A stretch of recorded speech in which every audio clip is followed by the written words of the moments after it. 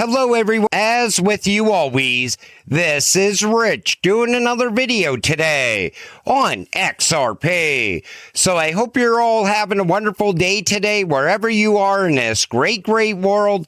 We're gonna talk about XRP. And I gotta start with this. Raw Paul said Bitcoin and crypto is about to go parabolic soon. Every single day, I see people reposting these videos of him talking about the business cycle and liquidity is going to come back. And you see the same thing on the mainstream media with Tom Lee. Well, it's going to happen in Q1. Maybe it's going to happen in Q2, even possibly Q3 of 2026. You know why they're all saying the same thing right now? Because none of them know when the breakout is going to happen. Every single week, they just push the timeline out another couple of weeks. Because nobody can call this market 100%. Raw Paul can't call it, Tom Lee can't call it, nobody in the space can call it. And when somebody does get it right, guess what? They just got lucky. The one thing that everybody is sure of is that a breakout is coming, but they don't know when it's going to happen. This comes from King Karan. Google killed Yahoo search. iPhone killed Nokia. Facebook killed MySpace. Streaming killed CDs and DVDs. Netflix killed Blockbuster. Uber killed taxis. Zoom killed office work only. XRP will kill Bitcoin. You know why XRP is going to become the #1 cryptocurrency? Because it was built to be a better Bitcoin. And you know what's going to kill Bitcoin? The technology advancing, because that's what happened in every one of those scenarios. The reason why Netflix killed Blockbuster is because people would rather sit at home and stream movies. Nobody wanted to go to the video store anymore. Same thing with every other technology. It always continues to advance. And as it advances, it pushes the old tech into becoming irrelevant. The same thing will happen with Bitcoin. Japan to regulate XRP as a financial asset in 2026. I'm just going to read the conclusion. Japan's decision to classify XRP as a financial product under the FIEA is a landmark moment for the token and the wider crypto market. By offering clear regulatory guidance, Japan protects investors while creating conditions that could draw significant institutional interest. As Q2 2026 nears, global markets will watch closely, with Japan's stance likely influencing how other major economies regulate XRP.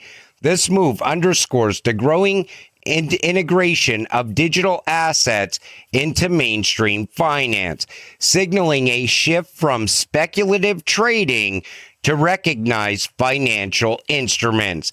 And we are moving away from speculation. We're moving towards utility and real world value. It's no longer going to be about, oh, this is speculative. It's going to continue to go up only because everybody's saying it on the mainstream media. No, people want something that they can actually utilize themselves so they can see the value in that asset. And that's going to be the shift that really starts to project XRP into becoming the #1 cryptocurrency. Elon Musk says the single biggest thing you can do to lift people out of poverty is giving them an internet connection. Take a listen to this. We can provide low-cost, high-bandwidth internet to parts of the world that don't have it or where it's very expensive.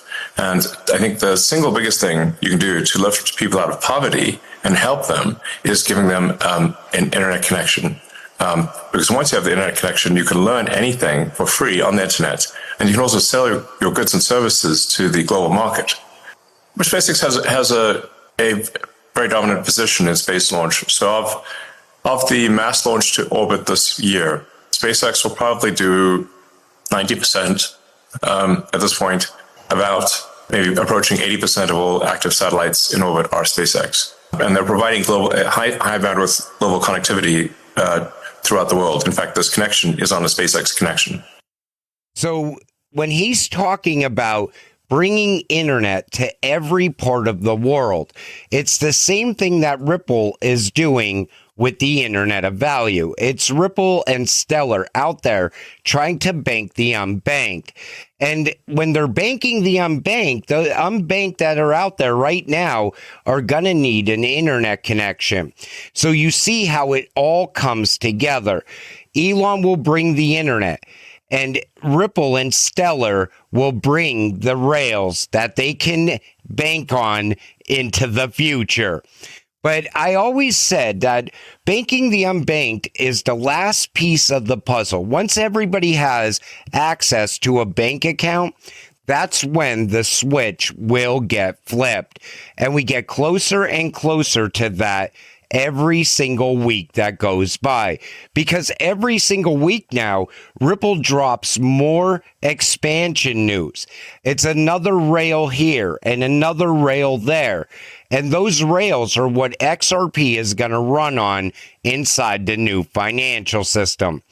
This comes from Smoke. XRP and XLM equals big money. Take a listen. Okay, so look, Western Union isn't going to go out of business anytime soon. They're going to adopt different technologies. Okay, but this is where the big money is. It's not in remittances. It's in these business-to-business payments across border. And that's why we have these kinds of companies like Ripple and Stellar. This is all about, right, business-to-business, back-end, big volume transactions, which are currently, very expensive. So if we look at the payment system, they're not sitting at the, you're sending money back to your uncle, right? It is, right, at the bank level. So the banks are making transactions with other banks. Now, nothing's changed here. You're still doing something like correspondent banking, except now, because the data needs to move around more quickly than the money moves around, right? We can settle these things more quickly. So the difference between a Bitcoin and a Ripple, in a nutshell, again, not too much time to elaborate, is that what Bitcoin uses is an open, permissionless, distributed ledger system, right, where anybody can jump in and do a transaction. Right, that's kind of the beauty of it. I can go buy Bitcoin, you can go buy Bitcoin. We don't need to ask anybody's permission, and there's no middleman that can, accept or deny, approve or reject. It's distributed, the consensus around validating these transactions.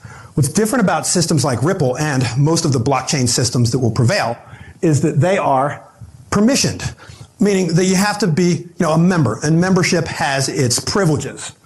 And so you have these different nodes, and the nodes basically know one another. Okay, and then if I want to give money to my uncle back in France, let's say, then I have to go to one of these banks that are a member of the Ripple network, and then my uncle will go to one of these banks that's a member of the Ripple network, and then those banks will do their transacting through this distributed. And that's why the banks will choose Ripple and Stellar over Bitcoin. And Rad, he was out there telling you for years that they're not trying to disrupt the banking system. They just want to upgrade the banking system. And that's why banks will jump on board with this. However, Bitcoin maxis, they want to fight the banks. They want to fight the U.S. government. But at the same time, they want the U.S. government to buy Bitcoin so they can pump their bags.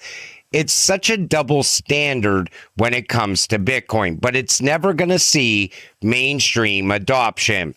And this is from September 8th, 2009.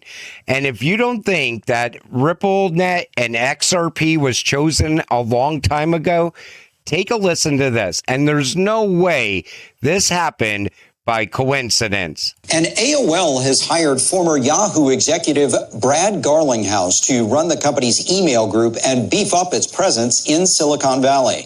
Garlinghouse might be best known for calling attention to major problems at Yahoo in a 2006 internal memo. That paper was referred to as the Peanut Butter Manifesto because it claimed the company had spread itself too thin. Since then, Yahoo has changed CEOs twice. Since leaving Yahoo last year, Garlinghouse has been an advisor at private equity firm Silver Lake Partners. And coming up, is it time to ditch the dollar? The United Nations calls for a new global currency. So how coincidental is that? They're talking about Brad being hired to run AOL. And then right after that, they're telling you the UN is ready for a new dollar. I don't think that happened by coincidence. And look at where we are now in 2026. Look at how far we have come. For over the last 10 years, Ripple has been putting rail after rail in place for XRP to run on. But I don't think anything is coincidental. I think it all happens by design. And here's all the corporations that are creating an XRP treasury. So you see SBI Holdings, a major partner of Ripple, holding significant XRP for internal treasury and ETF support. Trident, they are aiming for $500 million in XRP allocations. Weebus, Vivo Power, Wellgistics Health, Evernorth, Reliance Global Group, Nature's Miracle. And we're going to see more companies throughout 2026 create XRP treasuries as well. And this is all part of us getting to scarcity, because as these companies create XRP treasuries, they're going to be taking more and more XRP out of circulation at the same time. And they're planning on doing lockups for long periods of time. They're not just going to buy XRP and, oh, the price went up, so I think I'm going to sell off the XRP. No, they're planning long-term holds around this asset. This comes from Paul Barron. Ripple and Ondo could partner to bring institutional yield to the XRP ledger. So what he's pointing out is that if Ripple and Ondo came together, it would create more adoption for RLUSD and the XRP ledger as well. And how Ondo would benefit is they would get access to all of Ripple's banking clients at the same time. But the reason that Ripple and Ondo will eventually really come together and start aggressively working together is because they complement each other perfectly. And Ripple has the best solution out there for custody, for tokenization, and so on. And Ondo can take advantage of that. And Ondo would only become even bigger because of that. So I think Paul Barron is right on track with that prediction. Ripple executive highlighted interoperability as one way RLUSD can scale natively across chains and support real-world use cases. So this comes from Jack McDonald. He says, interoperability is critical for institutional-grade Web3 infrastructure. It's how regulated assets like RLUSD can scale natively across chains and support real-world use cases. Interoperability is more important now than ever before. Everything has to be cross-chain now. And if I went back to like 2021, 2022, in 2022, when I was talking about interoperability, it wasn't really happening back then. Nobody was really talking about it back then. But you could see connections here and there already happening. Here we are now in 2026, and it's all about cross-chain interoperability. Because what's really building out is one big, massive financial system. And it's not all going to happen on the XRP ledger. It's not all going to happen on the Stellar network or the XDC network. It's going to be a handful of networks that run the entire new financial system. And we all knew that was coming years ago, but we're watching it come together in real time right now. And this was something I meant to play just the other day. Nokia's CEO says that by 2030, smartphones will be implanted directly into our bodies as 6G becomes fully operational. President Trump recently signed a memorandum to accelerate 6G deployment with a stated goal to operate implantable technologies.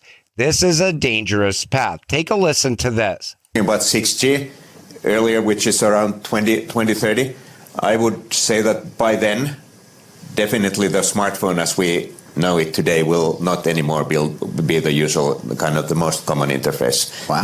Many of these things will be built directly into our bodies. And remember, that was always part of the World Economic Forum plan, was merging humans with machines. And this goes down the path of the chip implant. And I don't think they ever thought of going away from the chip implant. I think that was always part of the plan and always will be part of the plan. But you know what's crazy about this? People will sign up for this tomorrow. It's just like when they were doing those scans of your eyes. I forget that company, WorldCoin or whatever it was. They were scanning people's retinas. And I said, look at all the people lined up to get that done.